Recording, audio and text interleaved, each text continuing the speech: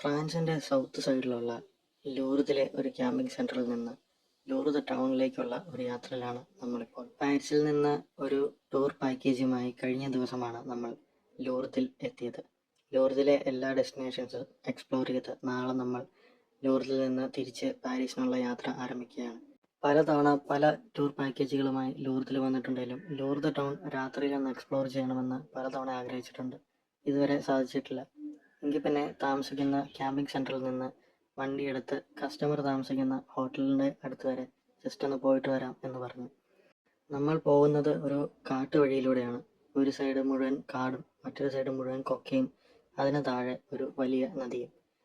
നമ്മൾ ക്യാമ്പിംഗ് സെൻറ്ററിൽ മറ്റ് ക്യാമ്പർ വാനുകൾ ഇഷ്ടംപോലെ ഉണ്ടായിരുന്നു. അതിനിടയിലൂടെ വണ്ടി പുറത്തിറക്കി നമ്മളിത് ലൂർദ് ടൗണിലേക്ക് പോവുകയാണ്.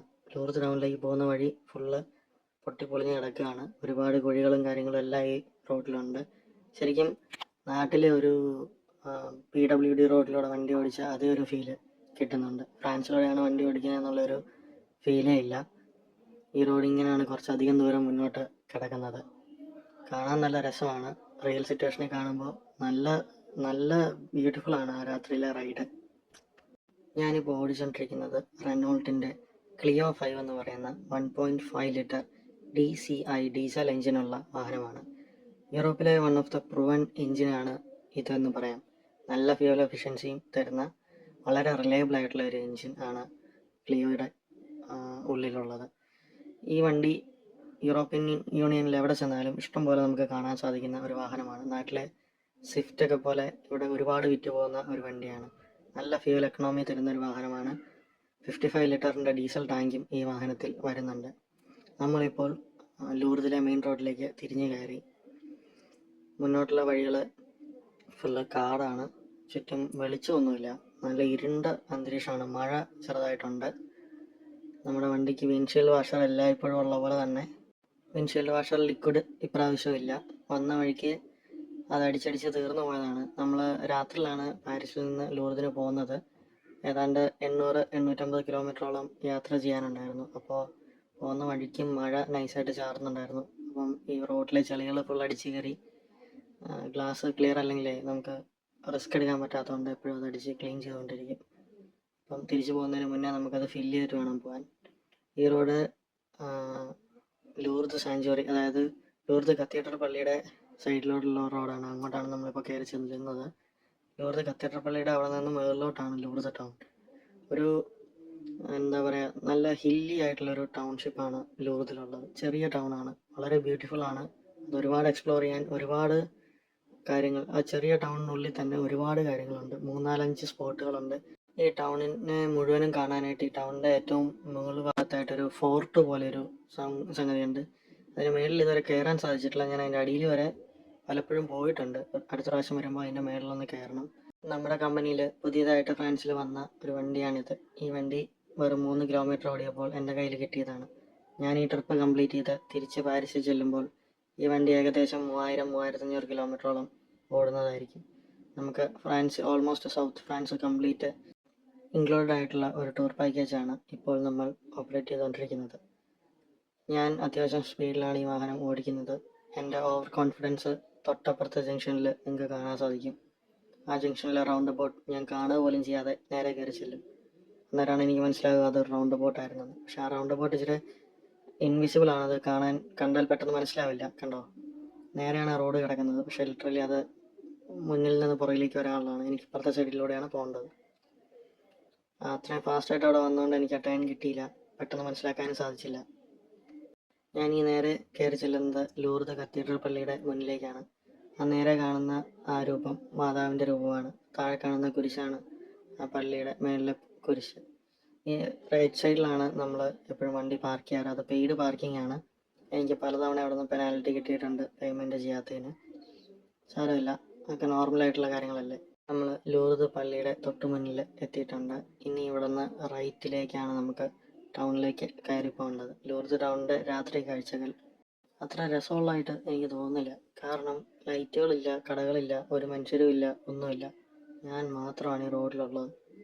ഇത്ര നേരം ഞാൻ അവിടെ നിന്ന് ഇങ്ങോട്ട് വണ്ടി ഓടിച്ചിട്ട് ഞാൻ വേറൊരാളെ പോലും റോഡിൽ കണ്ടില്ല. ടൗണിൽ ആരെങ്കിലുമൊക്കെ ഉണ്ടാകുമെന്ന് നമുക്ക് പ്രതീക്ഷിക്കാം. ടൗണിലെ കടകളെല്ലാം അടച്ചു. നിങ്ങൾ കാണുന്നതെല്ലാം ലൂർദിലെ പല ഹോട്ടലുകളാണ്. ഹോട്ടലുകളെല്ലാം അടച്ചിരിക്കുകയാണ്. ചില റെസിഡൻസികൾ മാത്രം തുറന്നിട്ടുണ്ട്. നമ്മൾക്ക് കുറച്ച് ദൂരം അങ്ങോട്ട് പോകാനുണ്ട്. നമ്മൾ നേരെ മുന്നോട്ട് ചെല്ലുമ്പോൾ ഒരു ചെറിയ പാലമുണ്ട്. ആ പാലം ക്രോസ് ചെയ്യുമ്പോൾ ആ തൊട്ടടുത്ത് തന്നെ ഒരു തമിഴ് റെസ്റ്റോറൻ്റ് ഉണ്ട്. നമ്മൾ അവരുമായിട്ട് പാർട്ട്ണർ ചെയ്തിട്ടുണ്ട്. അവരാണ് നമ്മുടെ കസ്റ്റമേഴ്സിനൊക്കെ ഇവിടെ ലൂർദിൽ വരുമ്പോൾ ഉള്ള ഭക്ഷണമെല്ലാം നമ്മൾ അവിടെ നിന്നാണ് അറേഞ്ച് ചെയ്യുന്നത്. നിങ്ങൾ ഈ നേരെ കാണുന്ന ബാറിൻ്റെ തൊട്ട് സൈഡിലാണ് റെസ്റ്റോറൻറ്റ്. ഈ ബാർ തുറന്നിട്ടുണ്ട്. തൊട്ട് സൈഡിലുള്ള റെസ്റ്റോറൻ്റാണ്. ഇവിടെ ഈ റൈറ്റ് സൈഡിലാണ് റെസ്റ്റോറൻറ്റ്. നമ്മളിവിടുന്ന് ലെഫ്റ്റിലേക്കാണ്, മുകളിലോട്ട് വീണ്ടും കയറി പോകും. ഈ റോട്ടിൽ 3.5 ടൺ വരെയുള്ള വാഹനങ്ങളെ മാക്സിമം യൂസ് ചെയ്യാൻ പറ്റുള്ളൂ. ചെറിയ ടൗണാണ്, വീതി കുറവാണ് റോഡുകൾക്ക്. വാഹനങ്ങൾ കയറി പോകാനുള്ള പരിമിതികൾ കൂടുതലാണ്. മഴ കാര്യമായിട്ട് പെയ്യുന്നുണ്ട്. നമുക്ക് വിൻഷീൽഡ് വാഷർ ഇല്ലാതെ തന്നെ ബുദ്ധിമുട്ടുണ്ട്. റോഡിൽ ക്ലാരിറ്റി ഇല്ല. പിന്നെ ഈ റോഡ് ഇങ്ങനെ കയറി നമ്മൾ മുന്നോട്ട് പോവുകയാണ്. ഒരുപാട് സിഗ്നലുകളൊന്നും പാരീസിലുള്ള പോലെ ലൂർദിൽ ഇല്ല. റോഡിൽ മാർക്കിങ്ങുകളും കുറവാണ്. ചെറിയ സിറ്റി അല്ലേ, അതിൻ്റേതായ ഒരു പ്രത്യേകത ഉണ്ട് ഈ സിറ്റിക്ക്. പിന്നെ സൈഡിലൊക്കെ വണ്ടികളൊക്കെ പാർക്ക് ചെയ്തിട്ടുണ്ട്. ഒരാളെ നമ്മൾ കണ്ടു കേട്ടോ, 1-2 പേരെ ആ ബാറിൻ്റെ ഫ്രണ്ടിൽ നമ്മൾ കണ്ടു കേട്ടോ. രാത്രിയിൽ ആരെയും കാണുന്നില്ലെന്ന് പറഞ്ഞിട്ട് നമ്മളതേ ഒരു സിഗ്നലിലേക്ക് കയറി എത്തിയിട്ടുണ്ട്.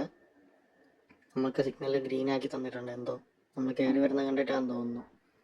നേരെ ഗ്രീൻ സിഗ്നലിലേക്കാണ്. ഇവിടെ ഒരാളുണ്ട് കേട്ടോ. ടൗൺ എത്തി, മെയിൻ സിറ്റിയിലെത്തി നമ്മൾ. ഇവിടെ സിഗ്നൽ ഗ്രീനാണ്. നമ്മൾ നേരെ പോവുകയാണ് താഴോട്ട്. കുറച്ച് താഴെ ചെന്നിട്ട് ലെഫ്റ്റ് തിരിഞ്ഞാൽ അന്നേരം ഉടനെ തന്നെയാണ് നമ്മുടെ കസ്റ്റമർ താമസിക്കുന്ന ഹോട്ടൽ വരുന്നത്.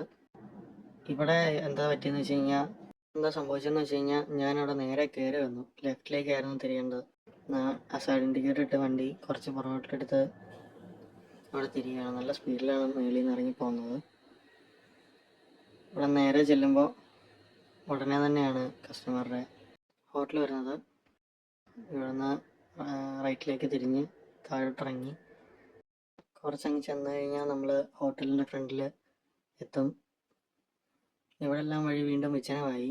ആരും തന്നെ വഴിയിലില്ല. ഇവിടെ താഴേക്ക് നേരെ കാണുന്ന ഹോട്ടലിലാണ് നമ്മുടെ കസ്റ്റമർ നിലവിലുള്ളത്. നമുക്കിവിടെ വണ്ടി പാർക്ക് ചെയ്യാൻ സാധിക്കില്ല. നമുക്ക് ആ റൈറ്റിലേക്ക് തിരിഞ്ഞ് ഒരു പബ്ലിക് പാർക്കിംഗ് ഉണ്ട്, അവിടെ കൊണ്ടുപോയി വണ്ടി പാർക്ക് ചെയ്ത് വെച്ച് ഇങ്ങോട്ട് നടന്നു വരാമെന്നുള്ളൊരു പ്ലാനിലാണ്. പാർക്കിംഗ് എല്ലാം ഫുള്ളാണ്. ഈ പാലത്തിൻ്റെ തൊട്ടപ്പുറത്ത് പാർക്കിംഗ് ഉണ്ടാവുമെന്ന് പ്രതീക്ഷിക്കുന്നു. പാർക്കിംഗ് ഉണ്ട്, അവിടെ ഒരു ചെറിയ സ്ലോട്ട് കാണുന്നുണ്ട്. എന്നാലും നമുക്കിവിടെ ഈ ഭാഗത്ത് വണ്ടി പാർക്ക് ചെയ്തിട്ട് കസ്റ്റമറുടെ അടുത്തേക്ക് പോവാം. അപ്പം ഇനി അടുത്ത ദിവസം മറ്റൊരു വീഡിയോ ആയിട്ട് കാണാം.